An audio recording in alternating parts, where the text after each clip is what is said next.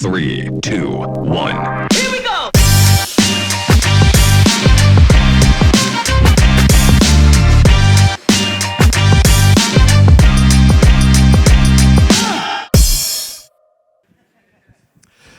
Bonsoir à toutes et à tous, très heureux de vous retrouver pour ce nouveau numéro de 100% Health Tech, le live de France Biotech. Et on est installé à Nantes, à la Cité des Congrès, pour ce premier rendez-vous, le CHU Connection Day Health Tech, donc organisé aujourd'hui, mardi.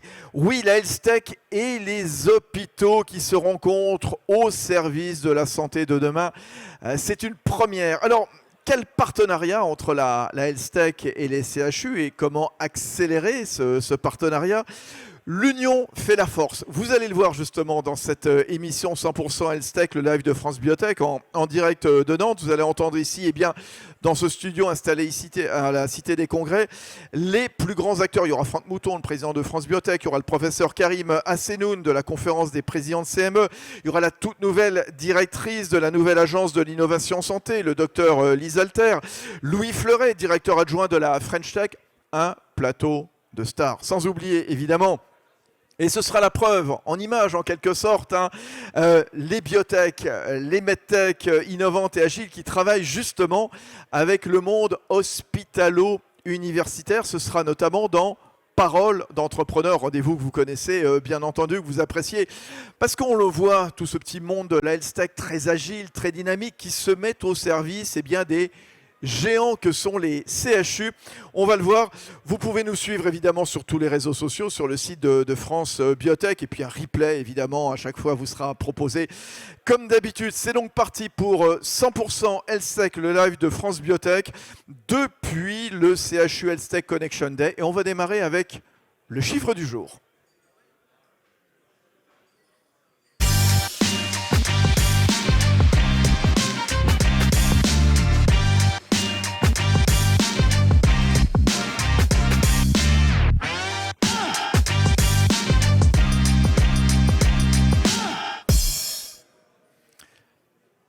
Et il y en a eu du monde aujourd'hui ici à la Cité des Congrès de Nantes pour ce premier rendez-vous du CHU Health Tech Connection Day.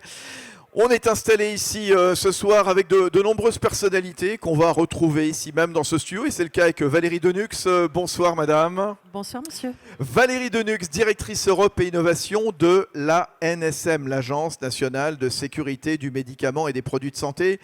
Le chiffre du jour, et on va y revenir avec vous dans un instant, ce sont 724 dossiers déposés au guichet Innovation et Orientation. Vous allez nous expliquer ce que c'est dans un instant, ce GIO. Déjà, pourquoi vous êtes là à Nantes ce soir, Valérie Denux ? Parce que c'était très important de montrer que l'Agence pour la sécurité des produits de santé est aux côtés des chercheurs. Nous sommes régulateurs, mais nous sommes aussi accompagnateurs. Nous sommes là pour les aider, les accompagner, donc à pouvoir transformer leurs recherches en produits de santé. Oui, c'est l'occasion peut-être de rappeler bien quelles sont vos missions à l'ANSM. Eh bien, écoutez, notre direction est une direction qui, à la fois, accompagne l'innovation via, par exemple, les essais cliniques précoces, via les accès dérogatoires aussi, mais aussi mène sur le chemin de l'Europe, puisque c'est à l'Europe que se font les autorisations maintenant dans le champ des innovations. Et c'est à l'Europe aussi qu'on accompagne tous ensemble vers une approche multinationale. Oui. Alors, l'ANSM qui s'est renforcée en facilitant l'accompagnement des porteurs de projets par la création en septembre 2020, c'était il y a 2 ans, de ce fameux guichet innovation et orientation, qu'on appelle GIO également, comme ça on simplifie bien sûr, dédié aux startups pour faciliter la validation en quelque sorte de preuves de concept. Qu'est-ce qu'il propose ce guichet, Valérie Denux ? Eh bien, en fait, c'est un guichet qui va permettre, dans notre champ, nous, de compétences, d'accompagner, par exemple, sur des aspects réglementaires, Bien. pour dire s'il s'agit effectivement d'un dispositif médical ou pas, pour aider aussi sur les aspects scientifiques, pour la mise en place, par exemple, d'un essai clinique, le design de l'essai clinique, pour discuter ensemble sur les objectifs et la manière dont on va conduire le développement du produit.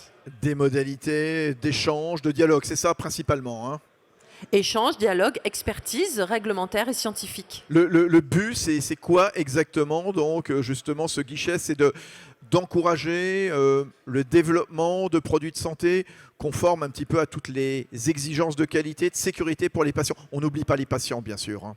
Non, effectivement, l'objectif, c'est d'accompagner, d'accélérer l'accès à l'innovation, mais en toute sécurité. Parce qu'il ne faut pas évidemment accélérer et oublier des étapes.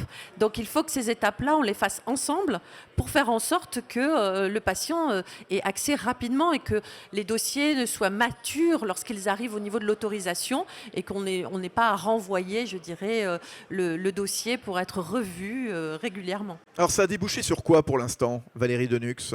Eh bien, depuis 2 ans, donc, que le GIO existe, nous l'avons fait dans une phase un peu pilote pendant 18 mois et on a eu la confirmation après 18 mois que c'était attendu, c'était utile. Et donc, on a accompagné 724 dossiers, comme vous l'avez dit. C'est le chiffre du jour, en effet, 724 dossiers. Qui émanent de qui, ces dossiers? Alors, c'est en grande majorité, ce sont soit des académiques, soit des start-up ou des toutes petites entreprises, des PME aussi. Il y a aussi une part d'industrie pharmaceutique plus importante. Nous avons accompagné à peu près plus de 150 dossiers pour les académiques et plus de 250 dossiers pour les start-up. Ce nombre, ça vous a surpris ou pas qu'il y en ait autant qui soient déposés, justement? En fait, on avait au départ prévu plutôt 200 dossiers par an. Oui, c'est bien ça. Et donc là, on a dépassé effectivement toutes les attentes. Et d'autre part, cette année, de 2022 par rapport à 2021, on a déjà augmenté de 25% par rapport à l'année dernière. Donc on sent qu'il y a un vrai besoin. Il y a un vrai besoin, il y a un vrai engouement et c'est ce qu'on sent évidemment chaque fois qu'on rencontre tout ce petit monde de la Health Tech incarné par France Biotech qui est organisé ici aujourd'hui évidemment à Nantes. On est installé à Nantes, je vous le rappelle, au CHU Health Tech Connection Day. Quels sont les retours d'expérience, Valérie Denux, des entrepreneurs Health Tech qui ont eu recours au guichet et ceux des équipes de la NSM?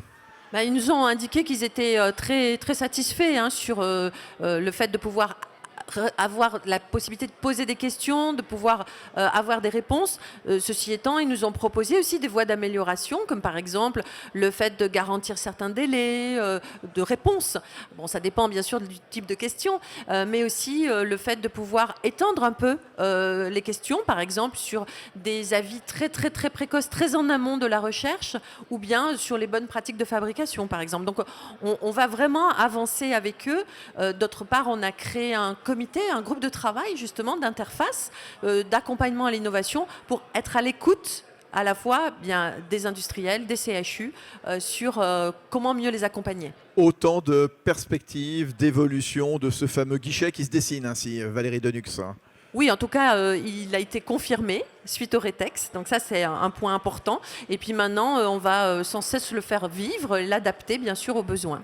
Voilà, merci d'être venu. Première invitée donc de ce 100% Health Tech, le live de France Biotech. Et je vous le rappelle, on est installé à Nantes pour ce premier événement qu'organisait France Biotech avec les directeurs généraux des CHU. Ce CHU Health Tech Connection Day avec de très nombreuses entreprises de la Health Tech qui étaient là également très présents. Parole d'entrepreneurs, on continue, c'est tout de suite.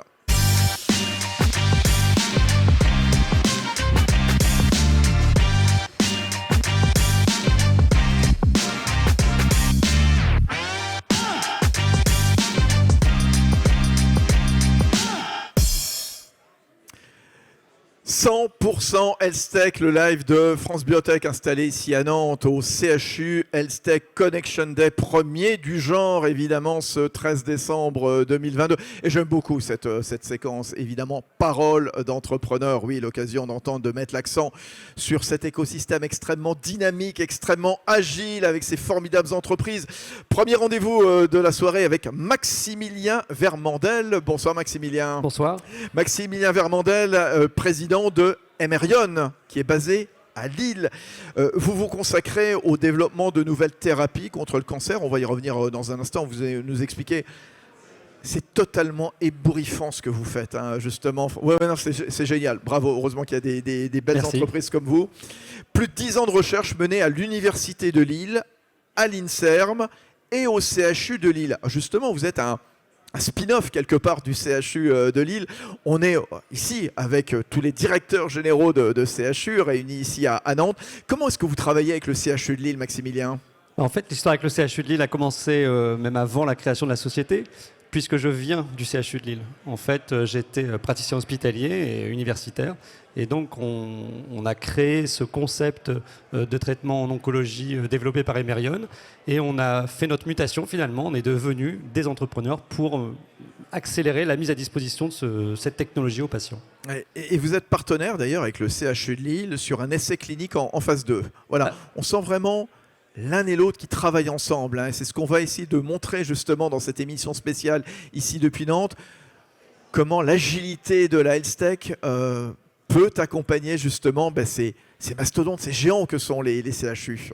Oui, absolument. On développe des synergies justement sur ces différents métiers que sont à la fois le soin au CHU et notre capacité à innover, à développer des nouvelles technologies. Et donc là, dans ce contexte particulier, on a une étude de phase 2 avec le CHU de Lille, dont on s'appuie sur la promotion, l'investigation clinique du CHU de Lille, et nous, on apporte nos compétences en matière de technologie et on accompagne chaque patient en bloc opératoire en étant présent et en délivrant la thérapie avec le neurochirurgien. Voilà, et comme ça, chacun est à sa place, hein. On a le CHU d'un côté, on a la health tech de l'autre que vous représentez, donc vous avec Emerion, et les deux travaillent facilement. Il y a des passerelles très faciles à mettre en place. Oui, absolument. C'est une maison qu'on connaît bien parce qu'on y est passé, Bien sûr. Et donc les connexions sont faciles. Le projet étant initié dans ce contexte académique, ça nous permet d'avancer justement rapidement et de façon fluide avec les différents interlocuteurs. Alors, Maximilien Vermandel, à la tête de Emerion, il faut nous raconter quand même ce que vous faites, parce que c'est exceptionnel, je le disais.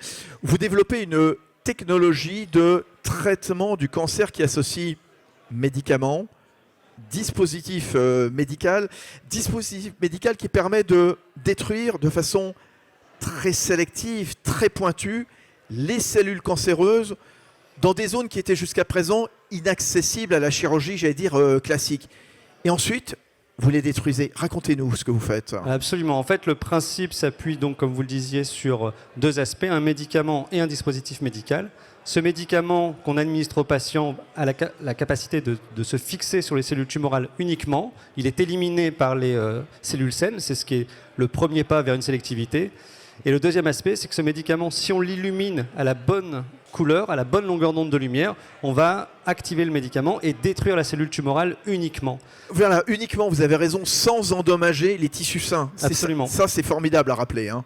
Oui, absolument. C'est-à-dire que partout où la lumière va passer, partout où la lumière va pénétrer, on va détruire les cellules tumorales en laissant une absence de toxicité ou d'effets indésirables sur les cellules saines. Ouais, génial. Votre actu, des nouveaux locaux, avec des équipements de laboratoire dernier cri à Villeneuve-d'Ascq.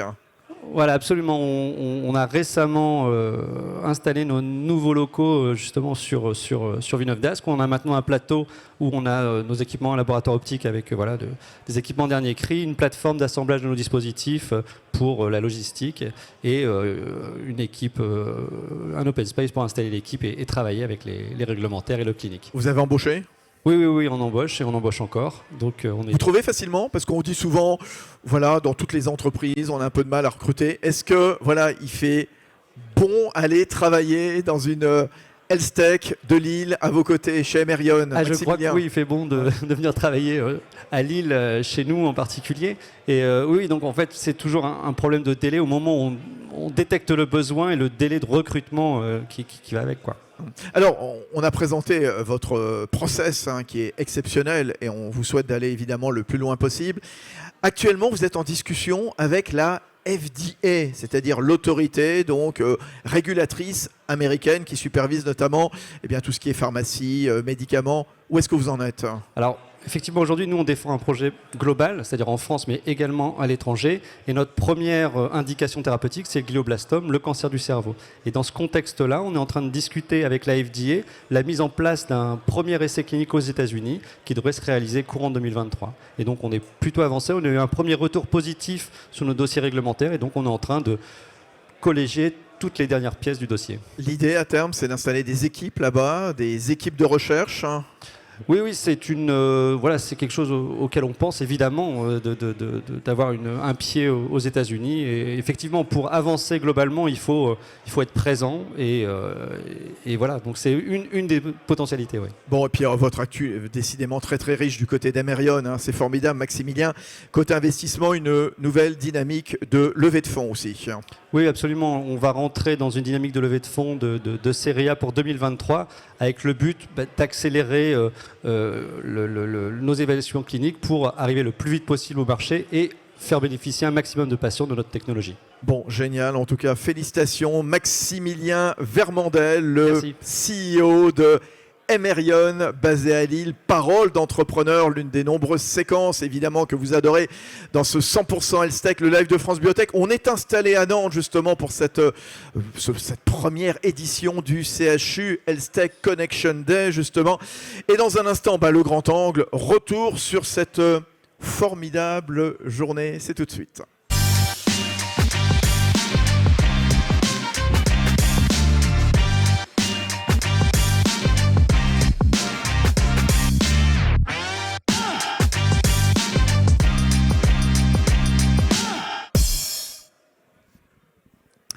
France Biotech est la conférence des directeurs généraux des centres hospitaliers universitaires, voilà, qui organisait donc aujourd'hui cette première édition du CHU Health Tech Connection Day. On est installé, vous savez, pour cette émission que vous adorez tous les mois, 100% Health Tech, le live de France Biotech, ici à la Cité des Congrès. Oui, les premières rencontres nationales des entrepreneurs de la filière Health Tech avec les professionnels de l'innovation, du numérique, de la recherche, du médical, des achats et tout ça représentant 32 CHU. On va revenir sur cette journée inédite, sur les enjeux, sur les raisons d'accélérer peut-être un partenariat donc entre tout ce petit monde, bien sûr. Bienvenue à Franck Mouton. Bonsoir Franck. Bonsoir. Président de France Biotech, voilà, co-organisateur de ce premier événement. À vos côtés, Nicolas Fournier. Bonsoir Nicolas. Bonsoir. CEO de Synthé, start-up medtech du département de la Loire, pas de la Loire-Atlantique. Vous êtes un petit peu plus loin, bien sûr, en Auvergne-Rhône-Alpes, spécialisé dans la rééducation motrice post-AVC, le traitement des douleurs chroniques. Vous nous expliquerez ça dans un instant. C'est juste exceptionnel ce que vous faites. Benoît Labarthe, bonsoir. Bonsoir. Responsable du département partenariat et innovation du CHU de Nantes, régional de l'État bien sûr. Professeur Karim Assenoun, bonsoir. Bonsoir.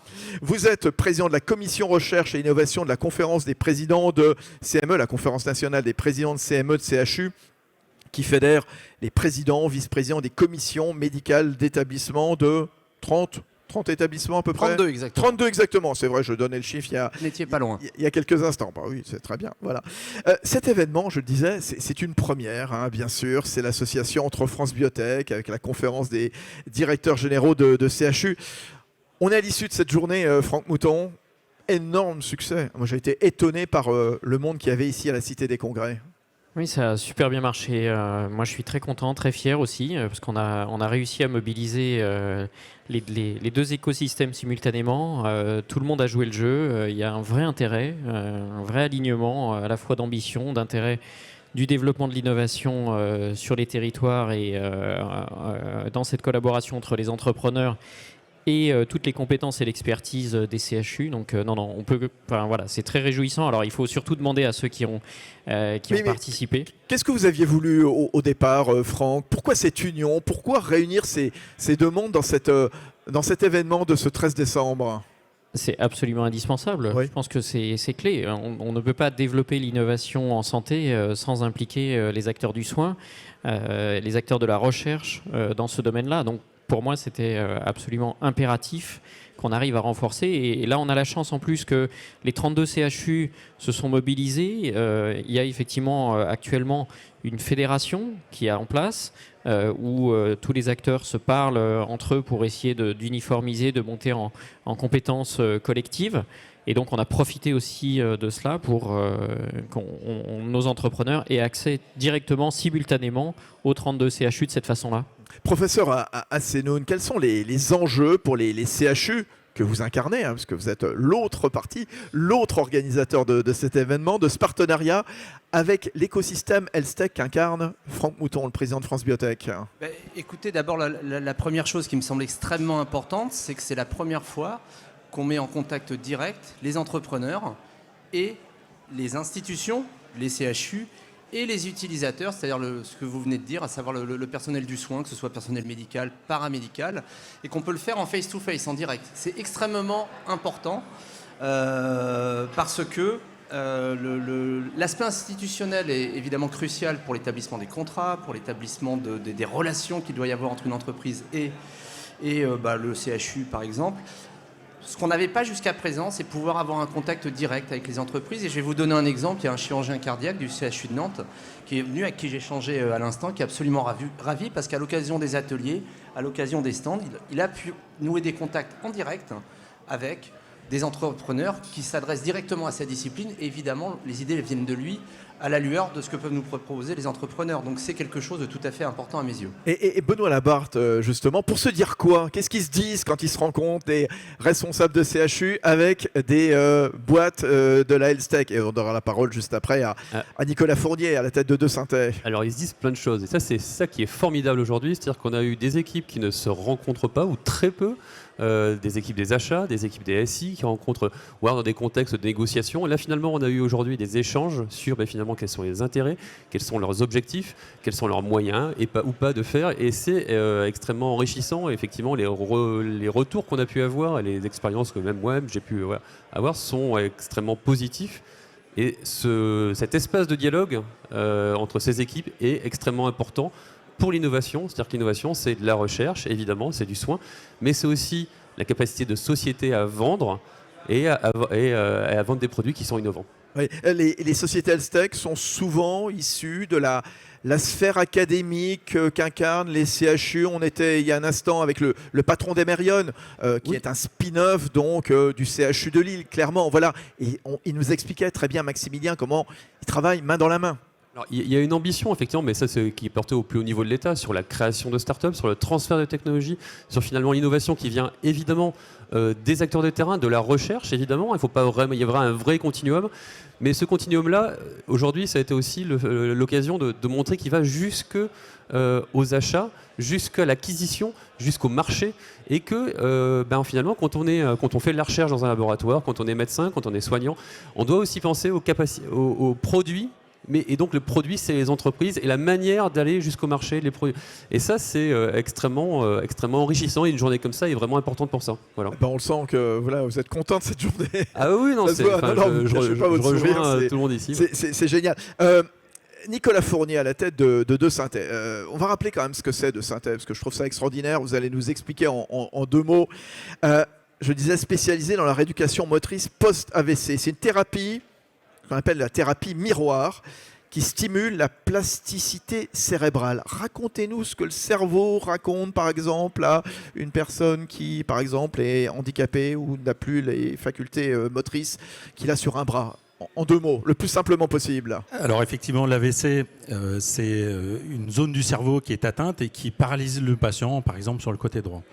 L'idée du dispositif et le principe, c'est qu'on va du coup capturer des mouvements du bras gauche, le bras valide. Du bras valide. Ouais.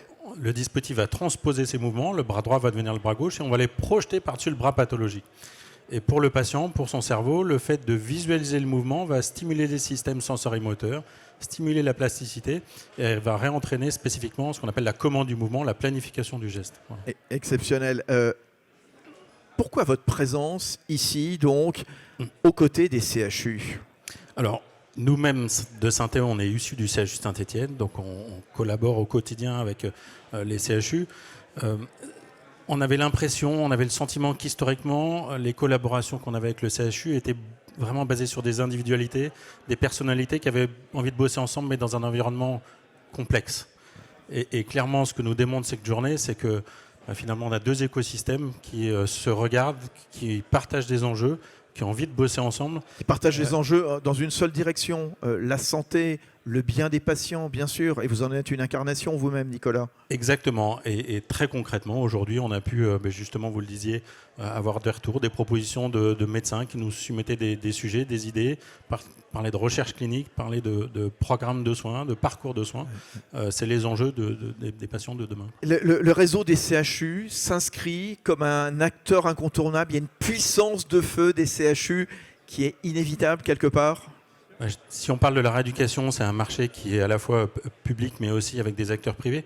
Et c'est clair que les CHU, convaincre des centres de rééducation et des CHU nous permet derrière beaucoup plus facilement de convaincre des établissements privés.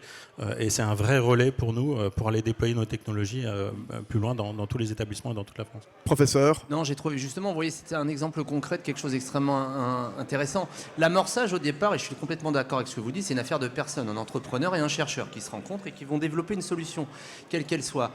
Ensuite, la faire connaître, c'est ce que vous décrivez, ça m'a beaucoup intéressé parce qu'on a un centre évidemment à Nantes comme à Saint-Étienne de rééducation post-AVC qui est tout à fait considérable en nombre de lits notamment. Voilà, je ne savais pas que cette solution pouvait exister. Alors, est-ce qu'après, on va l'utiliser ou pas? Mais voilà, c'est la démonstration par l'exemple de l'intérêt de cette journée. Il faut se parler, qu'il faut Absolument. se rencontrer, quoi. Vous avez l'impression, professeur, qu'il y avait encore trop de barrières entre ces deux mondes? Et puis je poserai la question également à votre alter ego, Franck Mouton, le président de France Biotech.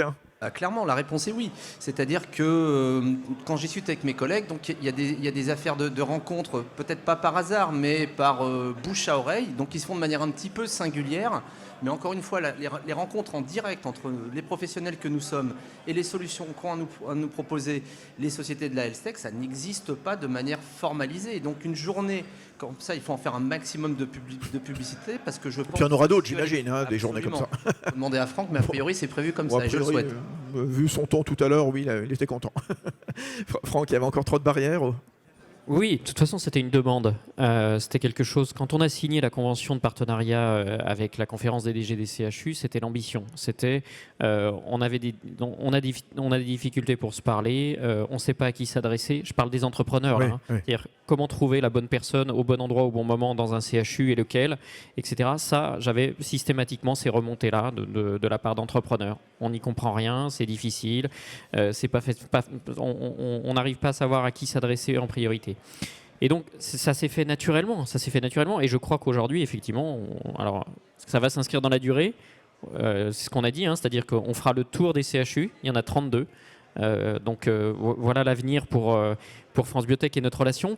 Et vous avez entendu, l'année prochaine, ce sera à Marseille. Très bien, ça c'est une bonne nouvelle. En tout cas, voilà, on peut l'affirmer, le confirmer ce soir. Il y aura une nouvelle édition, une deuxième journée à Marseille. Ville importante également en matière de santé. Oui, Nicolas Fournier de Saint-Étienne. Oui, je voulais féliciter effectivement l'équipe de Franck et puis la direction générale des CHU. On a l'impression qu'on vient de briser la glace, on vient de passer un cap. Carrément, ouais. Réunir autant de personnes, deux écosystèmes, j'allais dire aussi différents, pour une même vision, chapeau, c'est vraiment une franche réussite. Ouais. Juste un mot, Franck, comment cet événement s'inscrit dans le plan France Innovation 2030? Quels sont les enjeux de la health tech dans ce projet, dans ce vaste projet?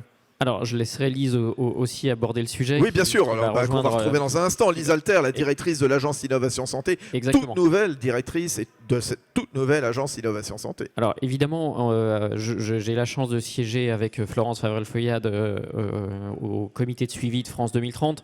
Donc, c'était clairement aussi une ambition commune de se dire que dans cette ambition de faire de la France un champion de l'innovation en santé sur le territoire européen, faire en sorte que le maximum d'essais cliniques soient réalisés sur le territoire, faire en sorte d'accélérer l'achat innovant public et en particulier l'achat hospitalier, faire en sorte que l'émergence des innovations puisse être expérimentée le plus tôt possible dans le cadre du soin au plus proche des utilisateurs. Tout ça était effectivement une ambition de France 2030 et c'est aussi ce qu'on a voulu en miroir pour reprendre effectivement les stratégies, de pouvoir faire en sorte que cet événement réponde de façon très objective, très pragmatique à cette ambition-là. Alors on a posé donc les bases aujourd'hui lors de cette première journée. Ces partenariats, vers quoi ils peuvent déboucher? Comment accélérer ces partenariats donc entre vous, les CHU, et ce petit monde de la health tech extrêmement dynamique, hein. Alors, je pense- Benoît Labarthe. Oui, donc effectivement, il y a une série d'ateliers aujourd'hui qui a été menée sur différents sujets, hein, des sujets très amont jusqu'au sujet de l'accès au marché. Donc l'idée vraiment maintenant, c'est d'aller transformer,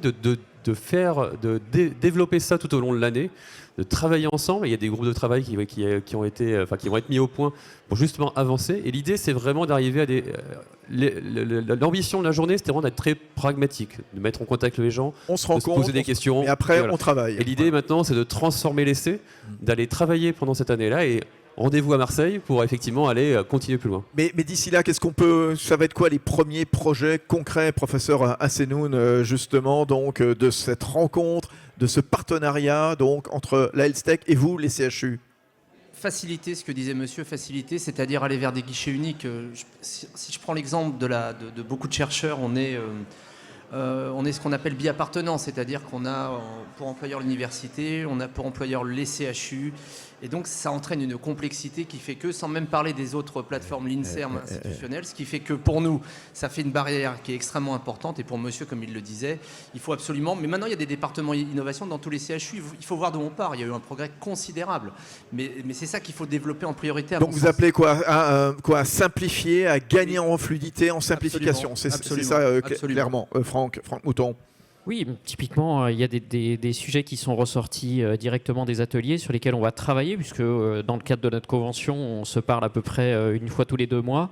Et donc, ces chantiers-là vont avancer. Je pense par exemple au fait que le contrat unique puisse se déployer quand on est sur des études multicentriques sur l'ensemble du territoire, qu'on puisse le déployer de façon unique sur l'ensemble du territoire, au lieu de le faire spécifiquement avec chaque CHU.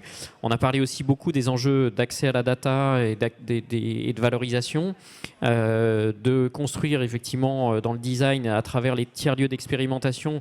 Donc on a 10 tiers-lieux et ça a été annoncé aujourd'hui avec la direction de la délégation numérique en santé, et que ces tiers-lieux puissent participer à la fois à l'évaluation en vie réelle sur le système de soins et au plus proche des soignants, mais également apporter des éléments des éléments en tout cas comment dirais-je, de construction des étapes réglementaires pour un certain nombre d'innovations, éventuellement même d'accès marché. C'est des discussions qu'on a avec Lise justement pour faire en sorte qu'on puisse accélérer et bénéficier de cette expertise terrain. Simplifier, c'est ce que disait le professeur Assenoun. En tout cas, merci beaucoup. Félicitations pour cette première journée. Merci. Professeur Karim Assenoun, président de la commission recherche et innovation de la conférence des présidents de CME.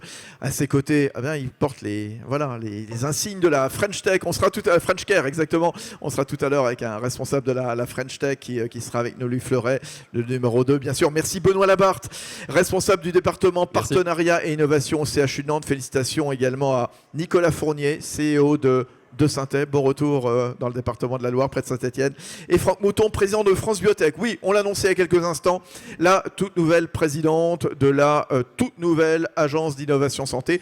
On va parler d'innovation santé avec le docteur Lise Alter. C'est tout de suite, toujours depuis Nantes.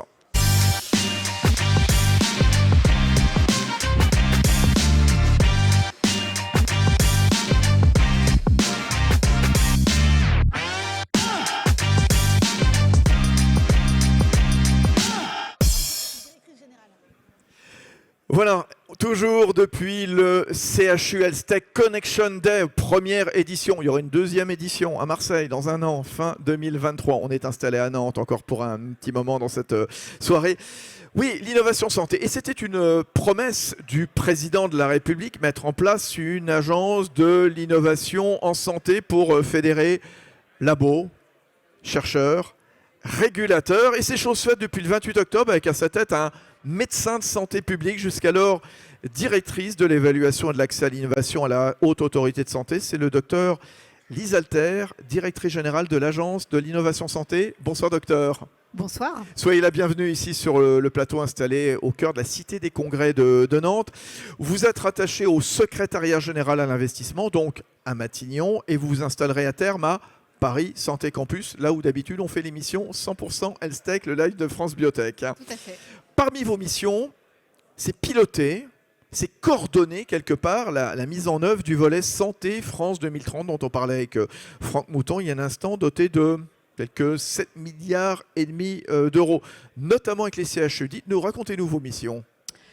Alors, sur ce volet, effectivement, France 2030, l'agence, comme vous le disiez très bien, s'ancre au secrétaire général pour l'investissement. Donc, c'est une agence qui a vocation à travailler en interministériel, à coordonner l'ensemble Fédéré, voilà. Fédéré, voilà, tout le domaine de l'innovation en santé, avec donc 3 pieds, hein, un pied relié au ministère de l'Industrie, un autre au ministère de la Recherche et de l'Enseignement supérieur et un 3e au ministère de la Santé et de la Prévention.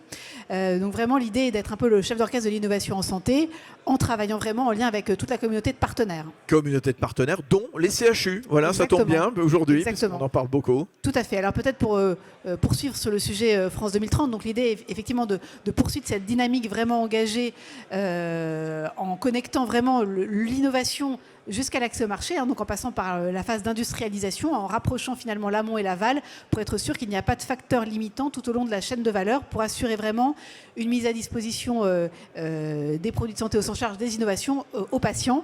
Et donc, comme vous le savez, hein, le plan France 2030 est orienté autour de 3 stratégies d'accélération prioritaires, hein, sur le biomédicament, bioproduction, maladies infectieuses émergentes et menaces NRBC, et puis numérique en santé, avec également, je ne l'oublie pas, le plan DM innovant. Alors, on parlait des CHU, mais il n'y a pas que, puisque vous les avez cités, il y a toutes les entreprises, les startups, les industriels. Vous serez l'unique interlocuteur des porteurs de projets, c'est ça, docteur ? Alors ça, c'est l'ambition. Oui. Et je ne dis pas que ça ne se fera pas dans un avenir que j'espère proche.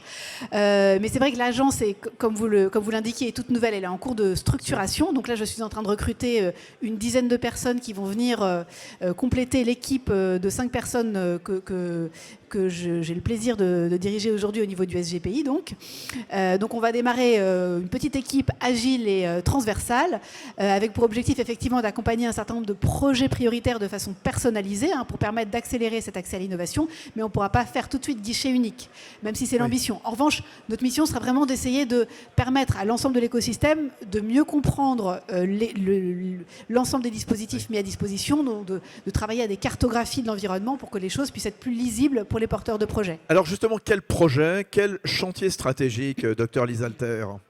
Alors, évidemment, en cohérence avec les priorités France 2030, on va rester sur cette logique de s'assurer vraiment qu'il y a une complétude et que les projets prioritaires dans le cadre de ces stratégies d'accélération sont bien identifiés et encouragés. En revanche, ça n'exclut pas que l'agence soit vraiment à l'écoute du terrain. Donc on attend aussi, on parle des CHU aujourd'hui, et je pense que c'est une bonne occasion pour le rappeler, que les acteurs de terrain, que ce soit les pôles de compétitivité, les CHU et l'ensemble de nos partenaires aussi en région, puissent nous remonter aussi des pépites, des projets prioritaires qu'ils ont identifiés, pour lesquels il faut que l'agence se mobilise. Et là, on en a découvert déjà Emeryon, De Synthèse, il y en aura une autre dans un instant, Pixaker, justement, je ne sais pas si vous connaissez. Voilà. Autre question. Le but de cette agence d'innovation santé, c'est quoi finalement ? C'est de faire de la France la nation la plus innovante et souveraine en santé d'Europe ? Je cite le président de la République. Tout à fait. Et voilà, en sécurisant l'approvisionnement des produits plus matures, parce qu'il ne faut pas les oublier. Effectivement, donc, pour ce faire, l'agence, au-delà du pilotage des actions et des mesures France 2030, elle va avoir pour ambition d'activer aussi des leviers qui sont extra-financiers, c'est-à-dire d'accélérer l'ensemble des processus administratifs, techniques et réglementaires pour vraiment assurer qu'à chaque étape de la chaîne de valeur, on gagne du temps. Parce que l'objectif, c'est vraiment qu'on aille plus vite que ce qu'on peut faire aujourd'hui. On sait qu'aujourd'hui, les produits qui arrivent sur le marché sont issus de la recherche clinique d'il y a 20 ans. Donc l'idée, c'est d'aller vraiment plus vite, à toutes les étapes de la chaîne de valeur, en simplifiant partout où on peut le faire l'ensemble de ces dispositifs. Vous avez déjà identifié les leviers pour simplifier ou pas ? Alors, c'est plus facile à dire qu'à faire, bien évidemment, puisque je ne suis pas la première personne à avoir l'idée lumineuse de simplifier. De fluidifier, voilà. Donc le diable est effectivement dans les détails et dans la mise en œuvre, mais l'idée, et en tout cas un des chantiers prioritaires, ça va être vraiment, je pense, sur le volet notamment recherche clinique, pas que ça, mais en grande partie quand même. On sait qu'il faut qu'on redonne à la France son attractivité dans le domaine de la recherche clinique, et qu'on aille plus vite à la fois dans les process réglementaires et dans l'inclusion des patients. Ouais, est-ce que vous êtes fixé des objectifs chiffrés là encore, je cite le chef de l'État, qui s'était targué de vouloir produire 20 biomédicaments sur le sol français d'ici 2030. Voilà, soutenir le développement de biothérapie tricolore alors que 95% des biomédicaments consommés ici en France ils sont importés. Tout à fait. D'ailleurs, rappelons qu'on a inauguré France Biolide la semaine dernière, en présence du ministre de l'Industrie et de l'ensemble des acteurs, dont France Biotech d'ailleurs. Donc voilà, c'est un exemple qui illustre très très bien cette volonté effectivement d'accélérer sur le domaine de la bioproduction. Et je pense que là encore, on parle des CHU aujourd'hui, on parlait de l'ensemble de la chaîne et de l'écosystème industriel la semaine dernière, avec la nécessité aussi, avec les CDMO, avec l'ensemble des acteurs de la chaîne de production, d'être à la hauteur de cet enjeu effectivement de produire 20 biomédicaments en France. Oui, c'est quoi? C'est mettre la biotech française au niveau mondial. Ça aussi, c'est un objectif. Vous avez dans un petit coin de votre tête, Dr Alter. Exactement. Et je pense que parmi les objectifs effectivement de l'agence, donc on parlait de l'accélération, la simplification, il y a évidemment l'accompagnement aussi des porteurs de projets. Et l'accompagnement, ça veut dire aussi aider les porteurs de projets à être plus visibles à l'international, aider les health tech émergentes de grande valeur à l'international à s'implanter en France et rendre aussi l'ensemble de nos dispositifs plus visibles à l'international et valoriser tout ce qu'on fait. Puisque on voit bien, les Allemands ont d'ailleurs salué très récemment dans des articles dans la presse le plan France 2030. Donc je pense qu'on n'a pas à rougir de nos dispositifs aujourd'hui. On a des plans complètement inédits et on a les moyens d'avancer très vite. Le secteur de la health tech, et on le voit ici chaque fois qu'on se rencontre dans cette émission 100% health tech, le live de France Biotech, et on le prouve à tout moment, et il est synonyme d'innovation. Comment est-ce qu'on peut conforter, accélérer cette innovation? Allez, qu'est-ce qu'il faut, voilà, le petit truc qu'il faudrait pour donner un petit coup de fouet à tout ça, à votre avis? Moi, je dirais que le petit coup de fouet, c'est en fait le catalyseur. Et le catalyseur, qu'est-ce que c'est? C'est faire en sorte que tous les dispositifs, tous les acteurs se rencontrent et créer cette interface, cet espace de dialogue, cet espace de co-création, parce que finalement, c'est cette dynamique et c'est cet esprit collectif qui va faire que l'innovation qui est là, qui existe, qui est en germe, elle va émerger et elle va se concrétiser. Et je pense que cette journée l'illustre parfaitement. C'est exactement ce que je voulais vous dire. Vous parlez de dialogue, vous parlez de rencontre. À cette fin, quand on voit ce qui s'est passé aujourd'hui, ce premier CHU Health Tech Connection Day, il y en aura un autre évidemment à Marseille, ben voilà, c'était une super idée. Complètement. Je pense que c'est complètement, en tout cas, dans l'esprit de l'agence, puisque comme vous le savez, donc on est une petite structure, mais c'est en capitalisant sur l'ensemble de l'énergie et des actions de nos partenaires qu'on va réussir ensemble, collectivement, à faire en sorte que l'innovation puisse s'accélérer et vraiment faire en sorte qu'on puisse accompagner et seulement être un vecteur comme de la maïeutique, si j'ose dire. Cette nouvelle agence Innovation Santé, toute jeune, je le disais, 28 octobre, et puis vous en êtes la première directrice générale. Certains vont dire, ou ont peut-être dit, bon, c'est un machin en plus, c'est un élément d'un millefeuille qui n'arrête pas de grossir. Qu'est-ce que vous leur répondez ? Alors déjà, on n'est pas vraiment un millefeuille parce qu'on est une toute petite structure. Non, mais je veux dire qui s'additionne à d'autres couches. Voilà. C'est une boutade. Non, mais complètement. Alors, je vais essayer de casser cette espèce en tout cas, ce risque. Je suis la première convaincue que c'est ce qu'il faut absolument éviter de faire dans un écosystème déjà foisonnant, très complexe et difficile à appréhender pour un acteur extérieur. Moi-même, parfois, j'ai du mal à me repérer quand j'ai pris mes fonctions et quand j'ai vu l'ensemble des dispositifs, notamment financiers, à disposition des porteurs de projets, j'ai trouvé que c'était énorme. Ça veut dire en même temps qu'il y a beaucoup de choses, donc c'est positif. Mais voilà, il faut simplifier, il faut fluidifier. Donc l'objectif de l'agence, c'est que ce ne soit pas une caricature de l'administration, mais que ce soit vraiment une structure, encore une fois, à taille humaine, agile, en capacité aussi d'expérimenter, de tester. Et d'ailleurs, le process d'accompagnement qu'on va mettre en place, j'entends pas en faire un dispositif administratif compliqué, mais vraiment quelque chose sur lequel, en toute humilité, on va essayer d'accompagner, on va voir si ça marche pas, on s'adaptera et on rectifiera le tir si nécessaire. Formidable, longue vie donc à l'agence Innovation Santé que vous dirigez, le docteur Lise Alter, donc l'une des grandes invitées ce soir de cette émission 100% Health Tech, le live de France Biotech, toujours en direct de Nantes, toujours à l'occasion de ce premier événement, le CHU Health Tech Connection Day. Tiens, puisqu'on parlait d'innovation dans un instant, nouvelle parole d'entrepreneur. À tout de suite.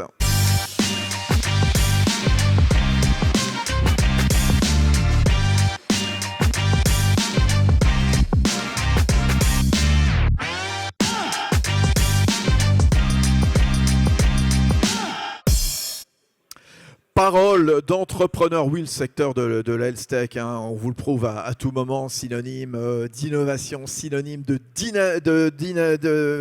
dynamisme, voilà, clairement, bien sûr, d'agilité, je cherchais le mot. Nouveau rendez-vous avec Parole d'entrepreneur et Mathis Ringal. Bonsoir Mathis. Bonsoir. À la tête de Pixacare. Pixacare, créé il y a 3 ans, 2019, donc c'est la première solution de gestion des photographies médicales. Voilà. Racontez-nous comment Pixacare organise et sécurise les photos médicalisées. Alors, tout à fait, les photographies médicales sont un nouveau type de données de santé qui commence à apparaître dans les établissements. Concrètement, un chirurgien, un dermato prend des centaines de photographies médicales régulièrement, il en prend chaque semaine, et c'est des données qui transitent sur les smartphones. Elles sont prises directement depuis la caméra du smartphone parce que c'est pratique et ces données sont extrêmement importantes. Actuellement, elles sont très sensibles, elles ne sont pas sécurisées, pas envoyées dans le dossier patient. Et donc, on a développé un outil qui permet déjà de sécuriser et standardiser cette donnée dans les établissements de santé, donc de la rendre utilisable, mais aussi de pouvoir l'utiliser notamment dans le soin, par exemple pour le suivi des plaies chroniques. Très bien. Ah oui, alors il faut nous raconter dans le détail parce que je trouve ça exceptionnel. Donc, ces photos médicales, en effet, on n'imagine pas le nombre qu'il y en a tous les jours, bien sûr. Il y a un logiciel de photothèque médicale, donc vous nous avez dit, pour la dermato, la chirurgie également aussi. Oui, tout à fait, Voilà. chirurgie plastique, orthopédique. Vous sécurisez, vous standardisez les photos médicales, ça c'est un premier volet. Ouais. Voilà. Tout à fait. Et ensuite, alors ce logiciel poursuit la cicatrisation des plaies. Alors ça, il faut nous raconter principalement. Solution qui s'adresse à qui ? Alors concrètement, notre solution elle s'adresse aux établissements de santé, donc Oui. CHU, centre hospitalier, centre anti-cancer, hospitalisation à domicile. Et donc notre solution va équiper des services de dermatologie, de chirurgie qui vont donc commencer à prendre les plaies en photo et vont ensuite pouvoir suivre leur évolution dans C'est ça, le temps. il suffit de prendre en photo Exactement. une plaie donc, pour avoir ensuite un suivi. Exactement, c'est ça. Donc en fait, le soignant, en règle générale, il documente la plaie. Cette fois, il va le prendre, il va prendre la plaie en photo, il va documenter l'évolution de la plaie, donc dire si elle évolue bien ou pas. Et à ce moment-là, tous les soignants de la prise en charge, donc les médecins, les infirmiers, même à domicile, vont pouvoir voir si la plaie évolue bien ou pas et réagir. Si jamais il y a une infection, par exemple, tout de suite, les soignants vont pouvoir réagir pour réhospitaliser le patient si besoin ou éviter les déplacements inutiles entre la ville et l'hôpital. Ouais, Mathis, c'est né comment Pixacare ? Il y a une expérience personnelle. C'est arrivé comment en 2019 ? Alors en 2019, les 3 associés se sont rencontrés au cours d'un concours d'innovation à Hackathon. Un des 3 cofondateurs est professeur de médecine, il est professeur de chirurgie plastique. Oui. Donc et en gros, il a regardé la galerie de son téléphone, il l'a montré un petit peu à toutes les personnes dans la salle et il a dit voilà, regardez, il y a les photos de mes dernières mastectomies à côté des photos de mes enfants au ski.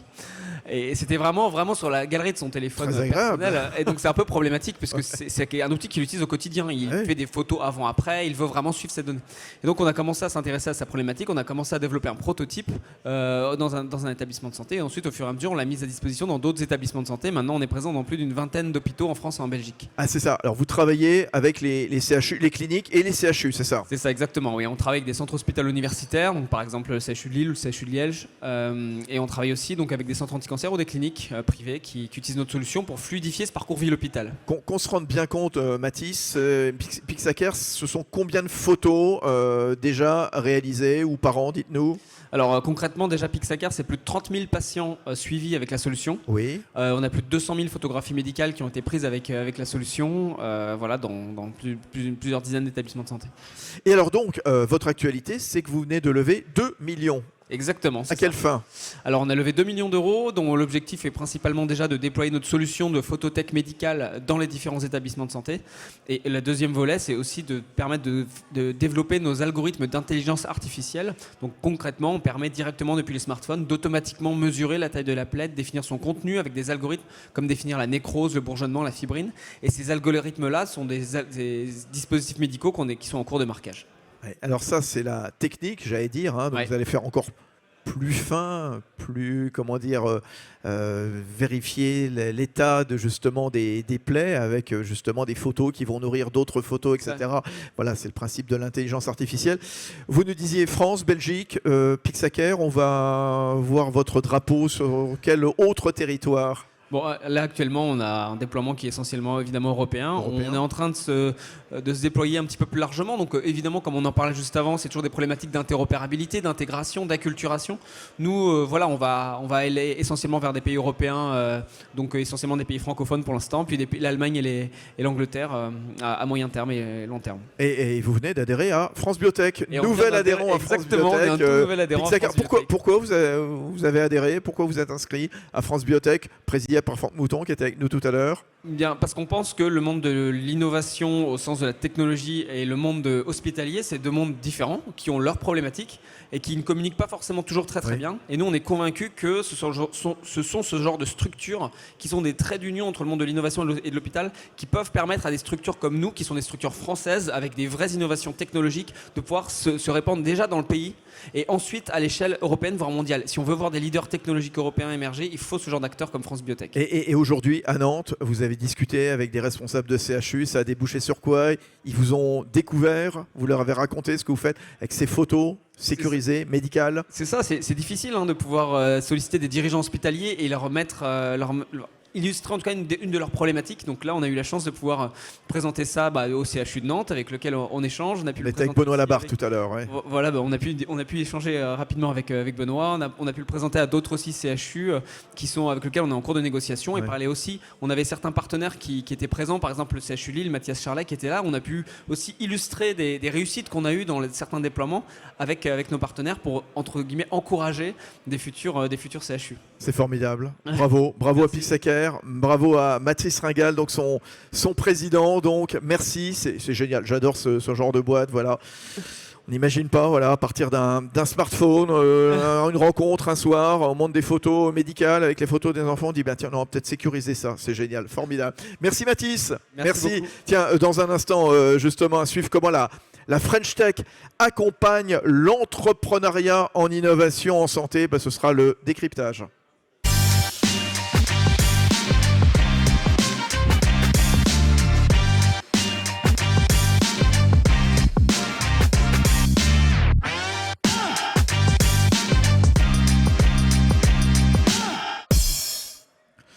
Et toujours en direct encore pendant quelques minutes de ce CHU Health Tech Connection Day depuis la Cité des Congrès à Nantes, justement, pour célébrer cette union entre ce monde de la Health Tech extrêmement agile avec les CHU. Autre invité, il est à distance, il est à Paris, c'est Louis Fleuret. Bonsoir Louis Fleuret. Bonsoir. Soyez le bienvenu, vous êtes le directeur adjoint de la French Tech, partenaire justement de cette journée exceptionnelle. Vous êtes le numéro 2 de la French Tech. Oui, c'est le mouvement qui fédère quelque part ce mouvement des startups, écosystème unique, bien sûr.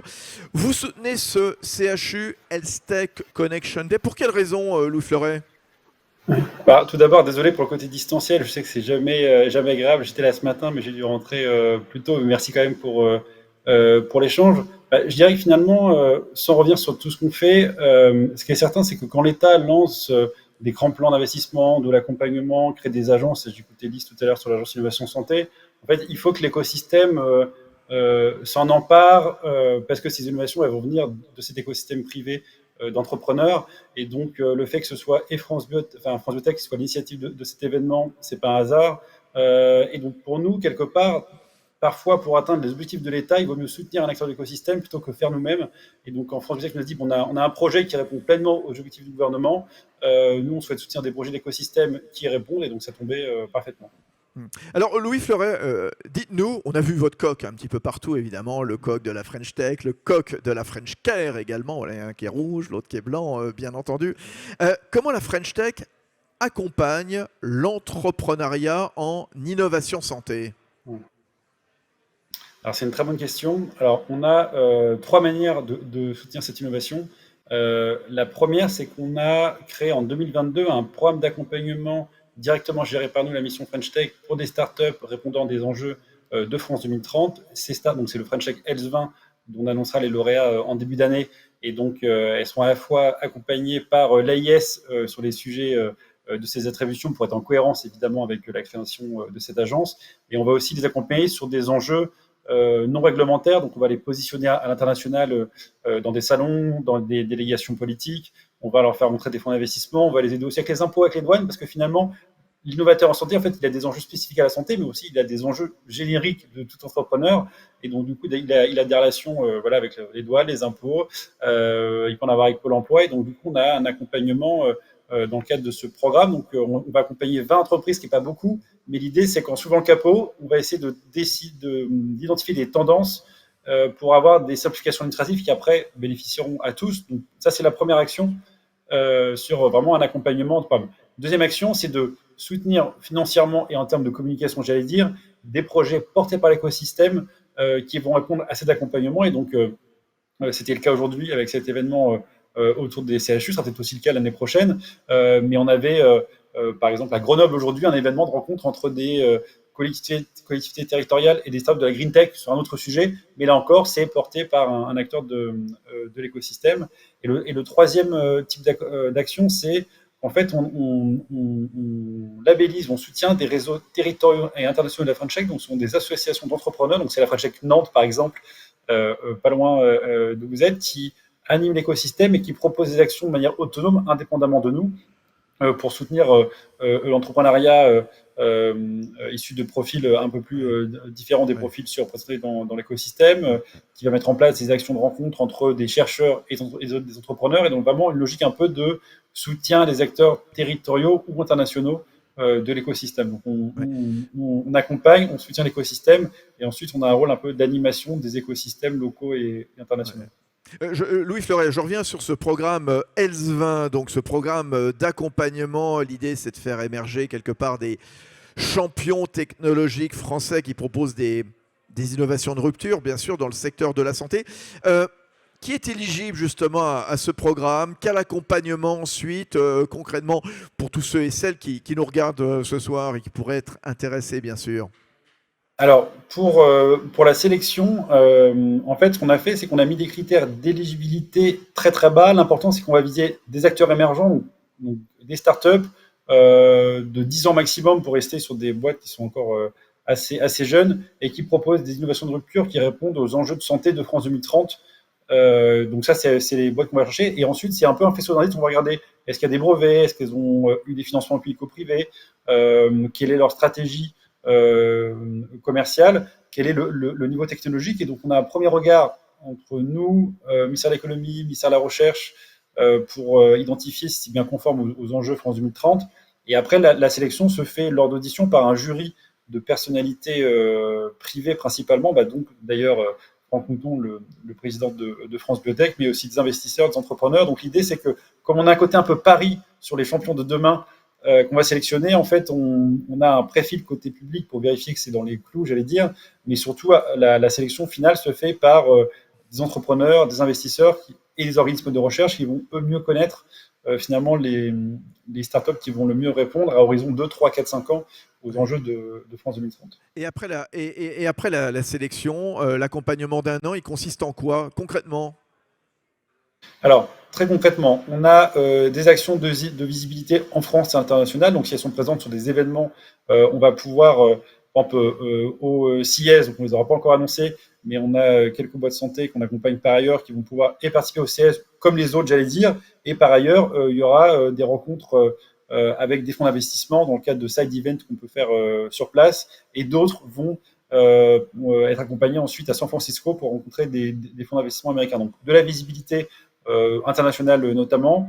Deuxièmement, on a une sorte de série de fast track avec un réseau qu'on appelle le correspondant French Tech. Donc, c'est un peu le monsieur French Tech à l'URSSAF, aux impôts, aux douanes. Donc, c'est des gens qui ne sont pas forcément connus par l'écosystème, mais qui vont nous permettre de débloquer un certain nombre de situations, puisqu'on est sur les subs qui ont des enjeux soit d'innovation, soit de rapidité un petit peu spécifiques. Et l'idée, c'est qu'on ne peut pas financer d'un côté l'innovation liée à France 2030, mais derrière que la boîte soit bloquée parce que c'est non conforme à la réglementation douanière. Et donc, nous, l'idée, c'est qu'on puisse débloquer des situations pour que l'État parle d'une voix et qu'il ne soit pas en soutien d'un côté et en déblocage de l'autre. Et peut-être un troisième exemple pour ne pas être trop long, on a aussi une logique un peu de promotion, de partage d'expérience entre entrepreneurs. Et vous savez peut-être qu'on a un programme un peu grand frère qui est le Next 40 French Tech 120 sur des startups beaucoup plus matures. On va retrouver Doctolib, Lifen, qui était présent aujourd'hui par exemple. Et donc, on va faire du partage d'expérience entre des entrepreneurs, soit en santé numérique, soit en biotech, un peu plus âgés en termes d'années d'entreprise, qui vont pouvoir partager leur expérience soit avec la sphère publique ou soit avec des fonds privés. Donc, par exemple, on peut imaginer que demain, on ait une entreprise comme BioSerenity, qui est une medtech très connue, assez développée, puisse partager son expérience de comment est-ce qu'elle a ouvert son site industriel en France à Troyes pour produire des medtech en France, qui est un enjeu assez important. Et donc, cette logique un peu de promotion, de partage d'entrepreneurs entre des boîtes qui ont 10, 12, 15 ans et celles qui en ont 4-5, c'est quelque chose qui est assez important aussi dans le cadre de l'accompagnement. Ouais, on l'a compris, c'est vraiment se faire rencontrer donc des entreprises, partager leurs expériences, leur simplifier la vie aussi. Vous avez totalement raison d'insister sur ces points. Louis Fleuret, comment faire en sorte d'avoir davantage de champions dans la santé en France? Qu'est-ce qui manque encore à la France? Je pense qu'il y a un premier point qui est finalement qu'est-ce qu'un champion? Et on connaît tous 2-3 noms de startups dans la santé très connus, et on va se dire qu'un Doctolib ou un Lisfed, encore une fois, ont atteint un stade critique. Et en fait, si on dézoome à l'échelle internationale, nos plus grandes startups, quel que soit le secteur, sont encore toutes petites, que ce soit en termes de valorisation, de chiffre d'affaires ou autre. Et donc vraiment, la première erreur à ne pas commettre, c'est de penser que il y a une sorte de plafond où, une fois qu'on est valorisé X centaines de millions, milliards d'euros, qu'on a 200-300 personnes, on est déjà un champion. Donc finalement, on vise entreprises qui vont pouvoir adresser un marché mondial. Leurs concurrents sont parfois 10 fois, 100 fois plus gros. Quand nous, on lève 10 millions d'euros en France, un concurrent peut en lever 100. Et donc, du coup, la première à ne pas commettre, c'est de se dire qu'il y a une sorte de taille atteinte de 100, 200 personnes, et ensuite, on peut être un concurrent de dimension internationale. Le deuxième élément, c'est que il faut que l'intégralité, encore une fois, la réussite, elle vient d'abord des entrepreneurs. Il faut que sur le petit pourcentage de ce que peut faire l'État, que tout l'État soit aligné. Donc, quand l'État finance via France 2030 d'un côté, il faut que notre diplomatie économique, qui est extrêmement forte évidemment, et sur les sujets santé, la diplomatie, ça compte énormément, mais il faut que dans nos actions de diplomatie économique, on intègre ces startups de la santé dans le cadre de voyages présidentiels, de voyages ministériels.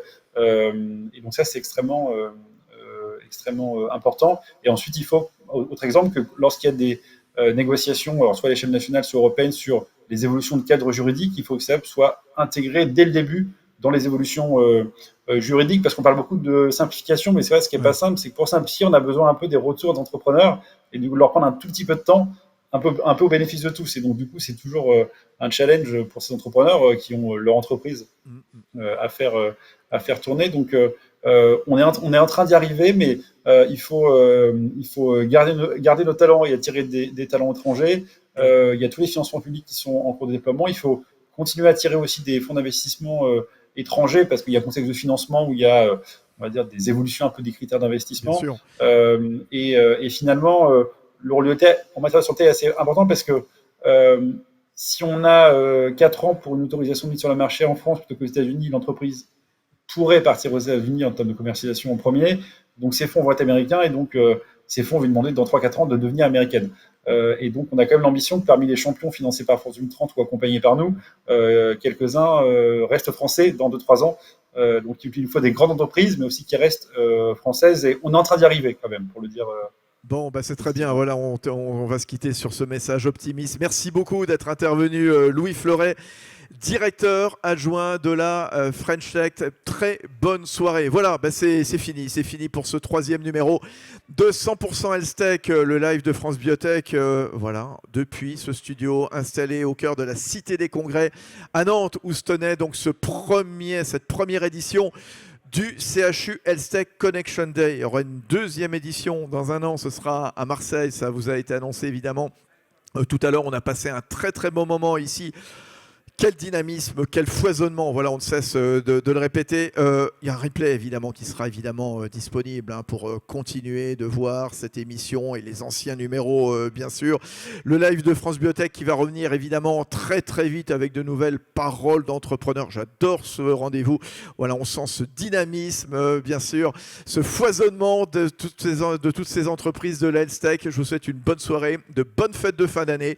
On se retrouve évidemment l'an prochain, quand je dis l'an prochain, dans un mois. Janvier 2023. À bientôt. 3, 2, 1.